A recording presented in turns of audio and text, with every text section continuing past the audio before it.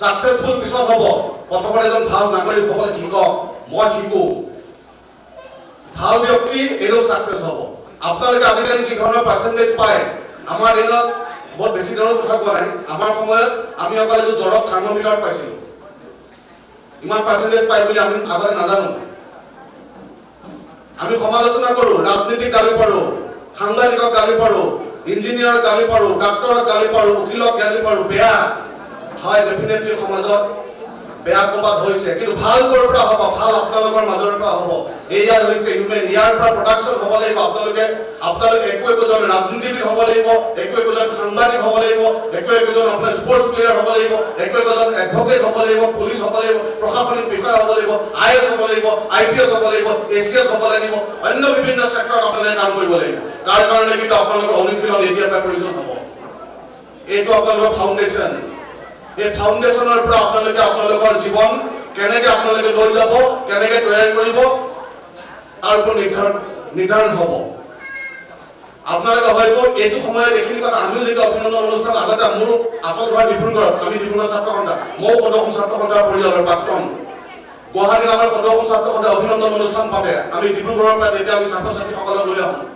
এটা সময়ত আমাৰ ডিব্ৰুগড়ৰ অকল ডিব্ৰুগড়ত 12 জনে একেলগে ষ্টেণ্ড কৰিছিলে আমি খবৰলৈ আমি লৈ আহিছিলো আমি আপোনালোকক ক'ব বিচাৰো আজি ইয়াত যিসকল পাৰ্চেন্টেজ এইবাৰ পাৰ্চেন্টেজ আগৰ ষ্টেণ্ড আছিলে আমি যিবাৰ মেট্ৰিকত ষ্টেণ্ড কৰা ল'ৰা ছোৱালীসকলক ছাত্ৰ ছাত্ৰীসকলক আমি অভিনন্দন জনাওঁ তাৰ পিছৰ পৰ্যায়ত সেই ছাত্ৰ ছাত্ৰীৰ ৰিজাল্ট কি হয় আপোনালোকে কাৰোবাৰ হাতত খবৰ আছে নেকি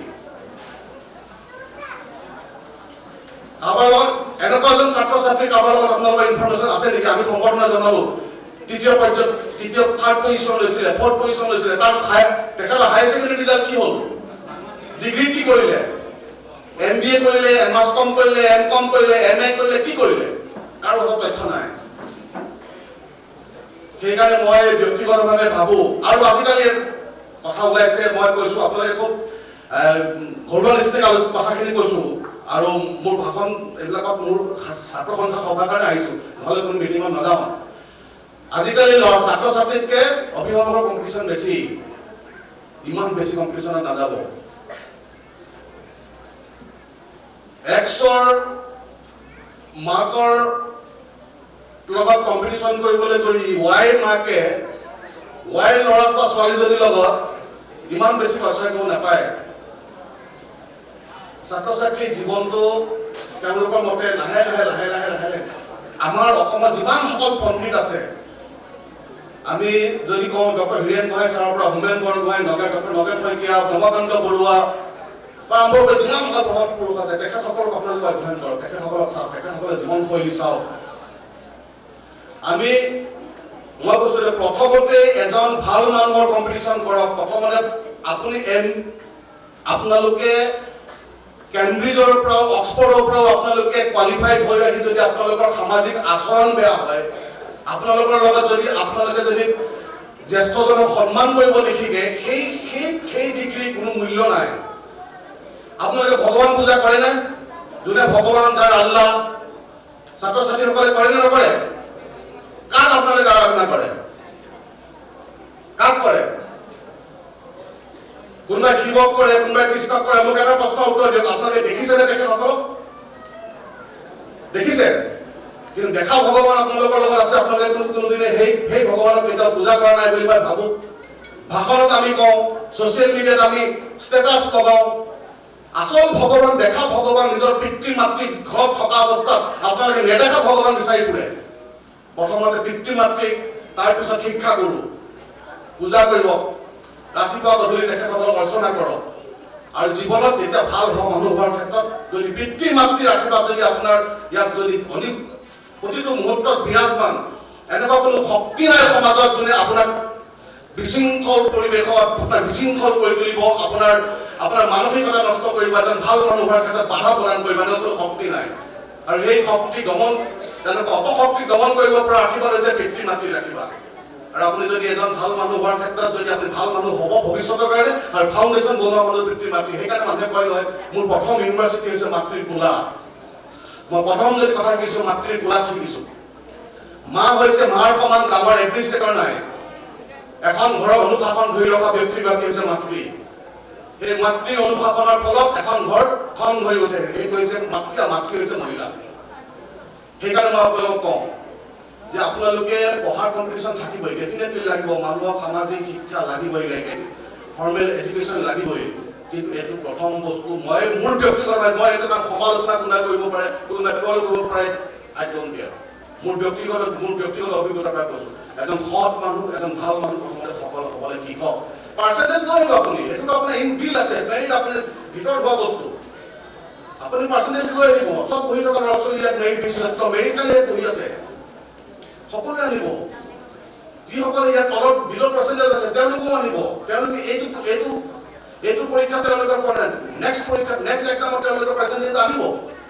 কিন্তু এজন ভাল মানুহ হোৱাৰ ক্ষেত্ৰত, ভাল নাগৰিক হোৱাৰ ক্ষেত্ৰত, ভাল ভদ্ৰ মহিলা হোৱাৰ ক্ষেত্ৰত, ভাল ভদ্ৰ পুৰুষ হোৱাৰ ক্ষেত্ৰত কিন্তু আপোনালোকৰ এতিয়াৰ পৰাই যদি আপোনালোকে নিজৰ ক্ষেত্ৰত যদি সেই অনুশীলন আৰম্ভ নকৰে, কিন্তু ভৱিষ্যতৰ দিনত কিন্তু এইখন সমাজে ভাল মানুহ নাপায়। মই ভাবো যে এতিয়া যি ড্ৰাগছ, হিৰোইন, গাঞ্জাৰ যি প্ৰকোপ, আপুনি মেক্সিমাম আপোনালোকে খবৰবিলাক পঢ়ি থাকে, বাতৰি কাকতত পঢ়ি থাকে, আমাৰ নিউজ চেনেলত আমি দেখুৱাই থাকো। এই বস্তুবিলাক হ'বলৈ ক'ৰ পৰা পাইছে, ক'ৰ পৰা আহিব পাৰিছে। আজি আমাৰ ল'ৰা ছোৱালী আমি স্কুল পঠাই দিওঁ, কলেজ পঠাই দিওঁ, টিউচন পঠাই দিওঁ। তাৰপাছত তেওঁলোকে সেইটো সময়ত ক'ত গৈছে, ক'ত নাই যোৱা, ক'ত কি কৰিছে নাই কৰা, সেই দায়িত্বখিনি আমাৰ অভিভাৱকৰ হওক, নাগৰিকৰ হওক, আমাৰ ছাত্ৰ সন্থাৰ হওক, সেইখিনি আমাৰ দায়িত্ব আছে। খুব সমাজখিনি বেয়া ফালে গৈছে। আপোনালোকে কিমান বস্তুখিনি অনুধাৱন কৰিছে মই নাজানো। সমাজখিনি খুব বেয়া ফালে গৈছে।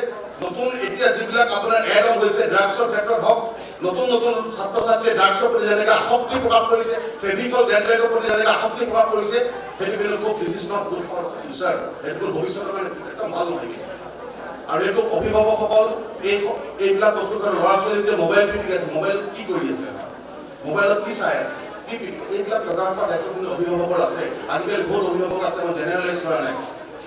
নিজৰ কথা পতা ব্যস্ততা, নিজৰ কথা পতা সময়খিনি উলিয়াবৰ বাবে বাচ্ছাটোক ব্যস্ত কৰিবৰ কাৰণে মোবাইল যদি আমি এৰি দিওঁ, মোবাইলটো লাগি থাকা। কিন্তু সেই মোবাইলটো আগতে কেফে চেণ্টাৰ আছিলে, ইণ্টাৰনেট কেফেত যাব লাগে, তাত ব্ৰাউজিং কৰিব লাগে, তাত কিবা কৰিব লাগে, যদি নেটত কিবা চাব লাগে, কিবা কৰিব লাগে, সেইবিলাক আমি ইণ্টাৰনেট কেফেত যাব লাগে। আজিকালি ঘৰে ঘৰে হাতে হাতে ইণ্টাৰনেট কেফে হৈ গ'ল। এই একফালৰ পৰা ভাল, একফালৰ পৰা বেয়া। আগত আমি কৈছো যে ল'ৰা ছোৱালীৰ হাতত মোবাইল কিলে কভিডৰ পিছত ৱৰ্ক ফ্ৰম হোম, ঘৰৰ পৰা যেতিয়া ক্লাছ কৰিব লগা আমি মোবাইল দিবলৈ বাধ্য হ'লো। আৰু যি মোবাইল দিবলৈ বাধ্য হ'লো, ল'ৰা ছোৱালীৰ হাতত আমি এতিয়া মোবাইল এটাই আনিব পৰা হ'লো। এডিকশ্যন হৈ গ'ল ল'ৰা ছোৱালীবিলাক। সেইকাৰণে মই ভাবো যে আপোনালোকৰ চতুৰ্থ অসম ছাত্ৰ সন্থাই প্ৰতি বছৰে আয়োজন কৰে অভিনন্দন অনুষ্ঠানৰ। কিন্তু মই সদায় ভাবো যে আমি অভিনন্দন জনাওঁ, তাৰ পিছৰ ৰিজাল্টখিনি ল'ৰা ছোৱালীবিলাকৰ কি হয় খুব জানিবলৈ বস্তু ইচ্ছা। তেওঁলোকে ক'ত পঢ়ি আছে এতিয়া? আজিৰ পৰা 10 বছৰ আগতে স্পেণ্ড কৰা ল'ৰাজন আজি ক'ত পঢ়ি আছে? হয়তো কোনোবা ভাল জেগাতে চাকৰি কৰিছে, হয়তো আৰু ক'ৰবাত উচ্চ শিক্ষা লৈছে। তেওঁলোকে সমাজত আদৰ্শ হ'ব লাগিব নহয়। আজি নিয়ম মতে তেওঁলোকৰ যিখিনি ল'ৰা ছোৱালী আজি 10 বছৰ আগতে, 15 বছৰ আগতে তেওঁলোকে সম্বৰ্ধিত হ'ল, সেই ছাত্ৰ ছাত্ৰীখিনিয়ে তেওঁলোকে আজি তাৰিখত সমাজৰ বাবে আদৰ্শ হোৱাটো প্ৰয়োজন। কাৰণ আপোনালোকে যে উঠি আহিছে, আপোনালোকে কাৰ লৈ প্ৰেৰণ, আপোনালোকে কাক চাই আগবাঢ়ি যাব?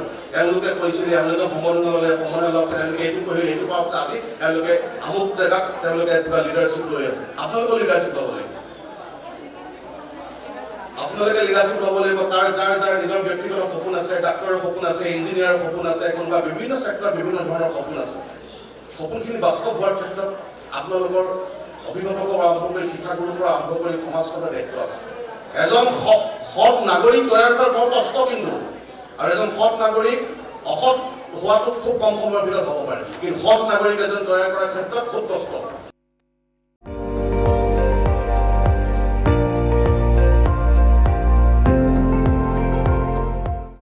আপুনি চাই আছে ND24, সৰ্বশ্ৰেষ্ঠ নহয়, সৰ্বোত্তমৰ দৌৰ।